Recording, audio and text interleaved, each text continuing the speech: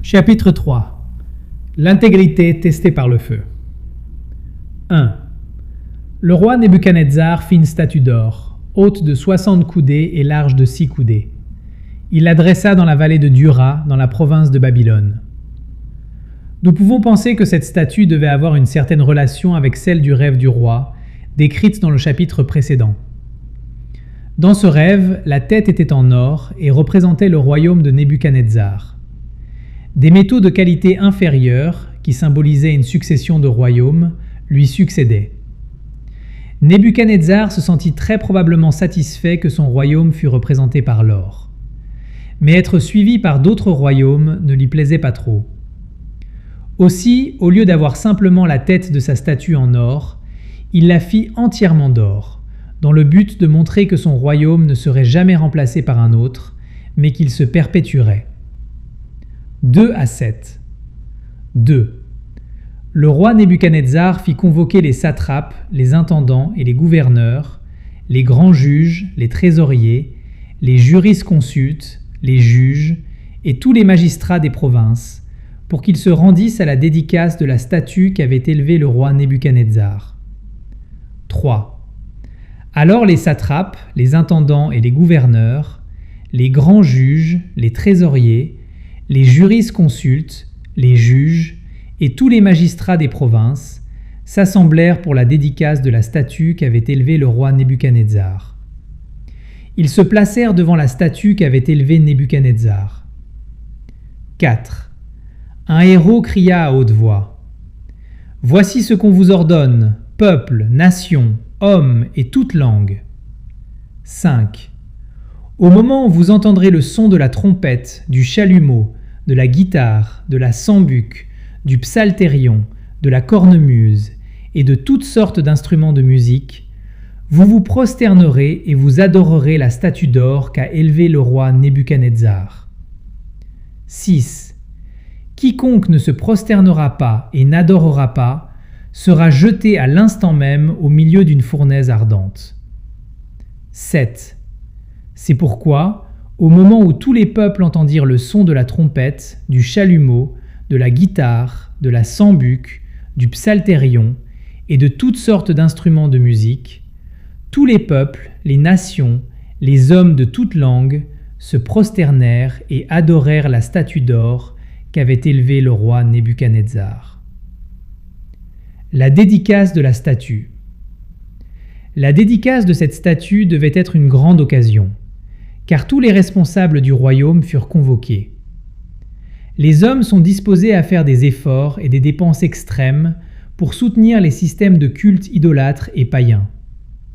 Comme il est triste que ceux qui ont la vraie religion soient dépassés dans ce domaine par ceux qui soutiennent le faux et la contrefaçon. L'adoration était accompagnée de musique, et quiconque n'y participait pas se voyait menacé d'être jeté dans la fournaise ardente. Les plus grands motifs toujours utilisés pour pousser les hommes dans une direction sont le plaisir d'un côté, la douleur de l'autre. 8 à 12. 8. À cette occasion, et dans le même temps, quelques Chaldéens s'approchèrent et accusèrent les Juifs. 9. Ils prirent la parole et dirent au roi Nebuchadnezzar : « Ô roi, vis éternellement. » 10. Tu as donné un ordre d'après lequel tous ceux qui entendraient le son de la trompette, du chalumeau, de la guitare, de la sambuc, du psalterion, de la cornemuse et de toutes sortes d'instruments devraient se prosterner et adorer la statue d'or. 11. Et d'après lequel quiconque ne se prosternerait pas et n'adorerait pas serait jeté au milieu d'une fournaise ardente. 12. Or, il y a des Juifs à qui tu as remis l'intendance de la province de Babylone, Shadrach, Méshach et Abed-Négo, hommes qui ne tiennent aucun compte de toi, ô roi. Ils ne servent pas tes dieux, et ils n'adorent point la statue d'or que tu as élevée. 3 Hébreux mis à l'épreuve. Les Chaldéens qui accusèrent les Juifs étaient probablement de la secte des philosophes. Ils étaient encore agités par la douleur cuisante de leur incapacité à interpréter le songe du roi, relaté dans Daniel 2. Ils étaient fermement décidés à profiter de n'importe quel prétexte pour accuser les Juifs devant le roi, afin d'obtenir leur disgrâce et leur destruction. Ils encouragèrent les préjugés du roi par de fortes insinuations sur leur ingratitude. « Tu les as établis sur toutes les affaires de Babylone, et ils t'ont déjà désobéi, dirent-ils. » Où se trouvait Daniel à ce moment-là, nous ne le savons pas. Il était probablement absent pour régler une affaire du royaume. Mais pourquoi Shadrach, Meshach et Abed-Négo, qui ne pouvaient pas adorer la statue, étaient-ils présents à cette occasion? Était-ce parce qu'ils étaient bien disposés à accomplir la bonne volonté du roi tant que leurs principes religieux n'étaient pas compromis? Le roi exigeait leur présence. Devant une telle exigence, ils devaient s'y conformer, il le fallait. Il exigeait d'eux l'adoration de la statue. Mais leur religion le leur interdisait. Aussi refusèrent-ils de le faire. 13 à 18. Alors Nebuchadnezzar, irrité et furieux, donna l'ordre qu'on amenât Shadrach, Meshach et Abed-Négo. Et ces hommes furent amenés devant le roi. Nebuchadnezzar prit la parole et leur dit : « Est-ce de propos délibérés, Shadrach, Meshach et Abed-Négo, que vous ne servez pas mes dieux et que vous n'adorez pas la statue d'or que j'ai élevée ?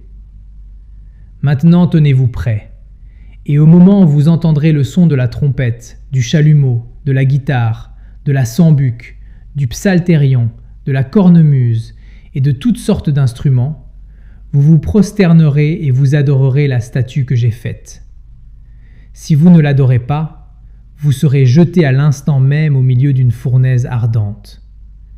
Et quel est le Dieu qui vous délivrera de ma main ? » Shadrach, Meshach et Abed-Négo répliquèrent au roi Nebuchadnezzar : « Nous n'avons pas besoin de te répondre là-dessus. Voici, notre Dieu que nous servons peut nous délivrer de la fournaise ardente, et il nous délivrera de ta main, ô roi.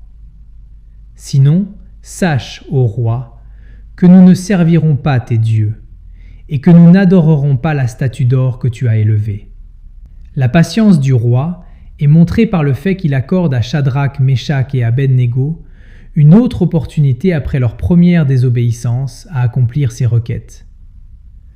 Peut-être que la demande n'était pas tout à fait comprise.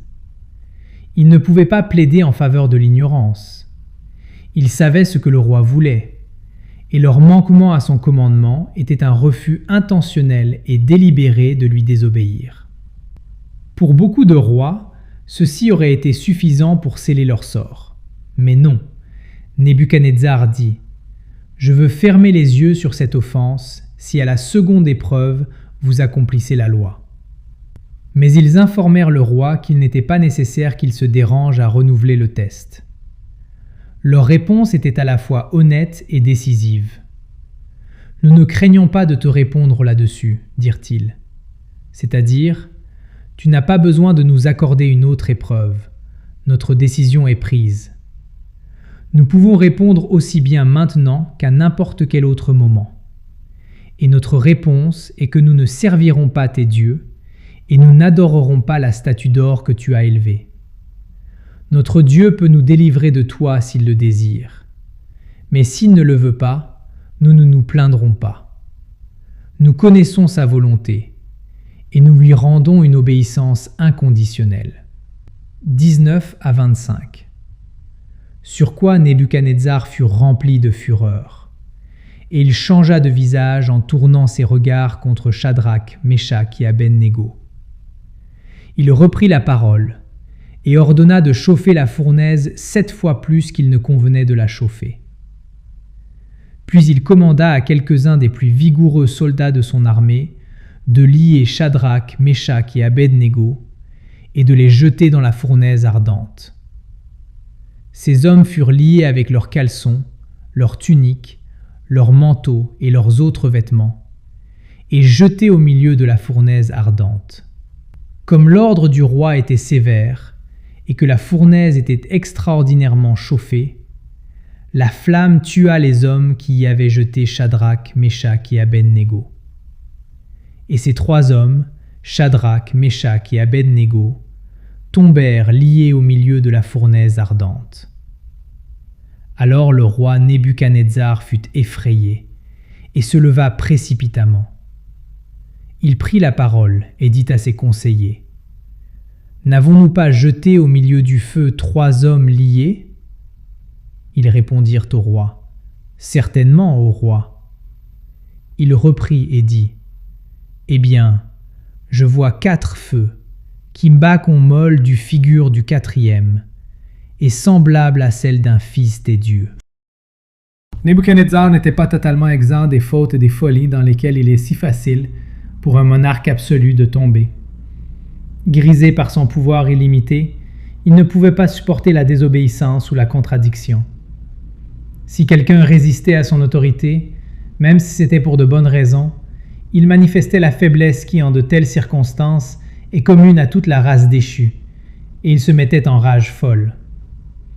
Bien que gouvernant le monde, il n'était pas capable d'accomplir le difficile devoir de dominer son propre esprit. Même l'aspect de son visage était changé. Au lieu du calme, de la dignité et de la maîtrise de soi qu'il aurait dû conserver, il laissa voir dans son expression et ses actes qu'il était l'esclave d'une passion ingouvernable. Jeté dans la fournaise ardente. La fournaise fut chauffée 7 fois plus que d'habitude, en d'autres mots, à l'extrême.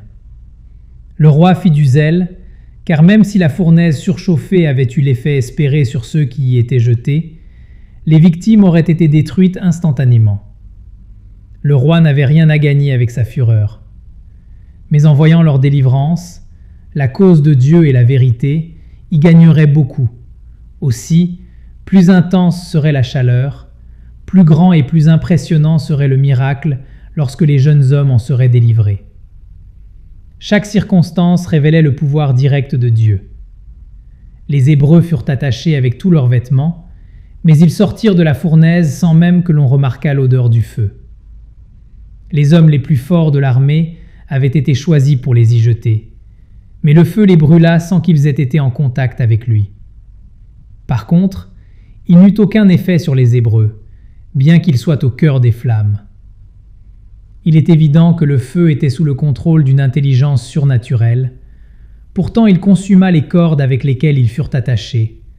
Aussi furent-ils libres de marcher au milieu du feu, qui ne brûla même pas leurs vêtements. Ils ne coururent pas hors du feu dès qu'ils furent libres, mais ils y restèrent, car il revenait au roi qui les avait fait jeter dans la fournaise de leur dire d'en sortir.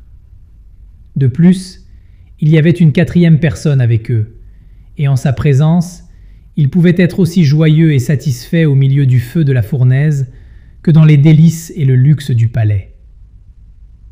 Acceptons que dans toutes nos épreuves, nos afflictions, nos persécutions et nos situations difficiles, la présence de la 4e personne nous accompagne, et cela nous suffira. Le roi reçoit une nouvelle vision. Le roi dit : « La figure du 4e ressemble à celle du Fils de Dieu. » Pour certains, ce langage est supposé se référer à Christ. La traduction plus littérale, en accord avec The Revised Version et d'autres autorités, serait « comme un fils des dieux ». Il a l'apparence d'un être divin.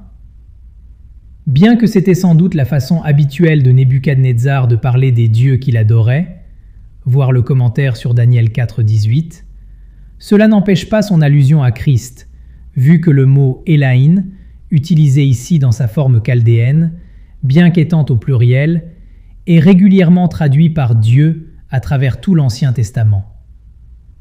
Quel cinglant reproche pour la folie et l'égarement du roi que cette délivrance de la fournaise ardente de ses notables. Un pouvoir supérieur à n'importe quel autre sur la terre défendit ceux qui étaient restés fermes devant l'idolâtrie et avaient méprisé le culte et les commandements du roi. Aucun des dieux païens n'avait pu effectuer une telle délivrance, et il ne le pourrait jamais. 26 à 30. Ensuite, Nebuchadnezzar s'approcha de l'entrée de la fournaise ardente, et prenant la parole, il dit : « Shadrach, Meshach et Abed-Négo, serviteurs du Dieu suprême, sortez et venez. » Et Shadrach, Meshach et Abed-Négo sortirent du milieu du feu. 27. Les satrapes, les intendants, les gouverneurs et les conseillers du roi s'assemblèrent. ils virent que le feu n'avait eu aucun pouvoir sur le corps de ces hommes, que les cheveux de leur tête n'avaient pas été brûlés, que leurs caleçons n'étaient point endommagés, et que l'odeur du feu ne les avait pas atteints. 28. Nebuchadnezzar prit la parole et dit : Béni soit le Dieu de Shadrach, de Méshach et d'Abed-Négo, lequel a envoyé son ange et délivré ses serviteurs qui ont eu confiance en lui, et qui ont violé l'ordre du roi et livré leur corps plutôt que de servir et d'adorer aucun autre Dieu que leur Dieu. 29. Voici maintenant l'ordre que je donne. Tout homme, à quelque peuple, nation ou langue qu'il appartienne, qui parlera mal du Dieu de Shadrach, Méshach et Abed-Négo, sera mis en pièces, et sa maison sera réduite en un tas d'immondices, parce qu'il n'y a aucun autre Dieu qui puisse délivrer comme lui. 30. Après cela, le roi fit prospérer Shadrach, Méshach et Abed-Négo dans la province de Babylone. Quand ils en reçurent l'ordre, ces 3 hommes sortirent de la fournaise. Puis les princes, les gouverneurs et les conseillers du roi, sur le conseil et l'assentiment desquels ils avaient été jetés dans la fournaise, car le roi leur avait dit : N'avons-nous pas jeté au milieu du feu 3 hommes liés ? Verset 24. S'assemblèrent pour regarder ces hommes, et ils eurent la preuve tangible de leur protection miraculeuse. L'adoration de la grande statue était oubliée. L'intérêt de cette vaste foule de gens était concentré sur ces 3 hommes remarquables. Comme elle a dû vite se répandre à travers tout l'Empire, la connaissance de cette délivrance, quand les gens rentrèrent dans leurs provinces respectives. Quel exemple remarquable de Dieu provoquant le courroux de l'homme pour en recevoir sa louange. Le roi reconnaît le vrai Dieu. Alors le roi bénit le Dieu de Shadrach, Méshach et Abed-Négo.